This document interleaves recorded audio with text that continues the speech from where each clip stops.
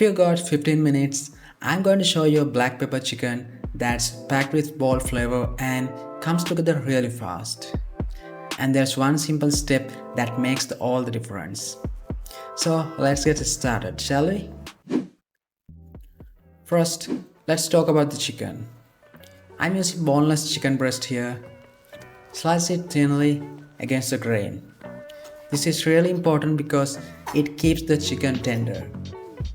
Now, into a bowl, add the chicken, a pinch of baking soda, a little soy sauce, some oil, and a bit of cornstarch.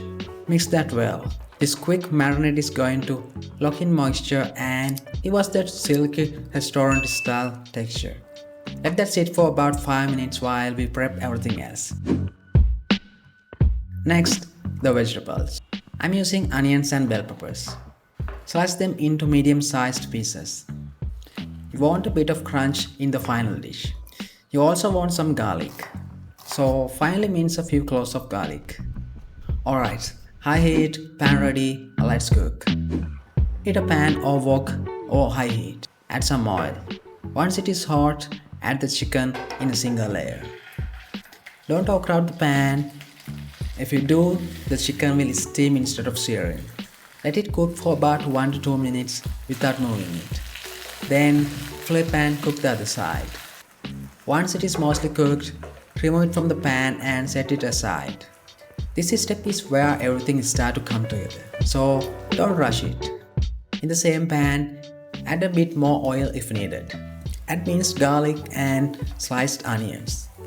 Stir fry for about 30 seconds until fragrant.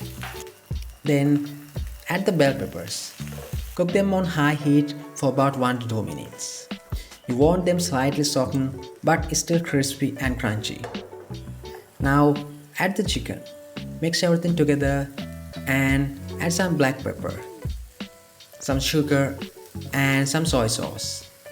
I'm using 2 teaspoons of black pepper here, but you can easily add more or less depending on how spicy you like it. Let everything cook together for about 1 minute. As the soy sauce heats up, it will start to coat the chicken beautifully. Now, if you want it thicker, you can add a small cornstarch slurry. Give it a final toss and that's it. Look at that.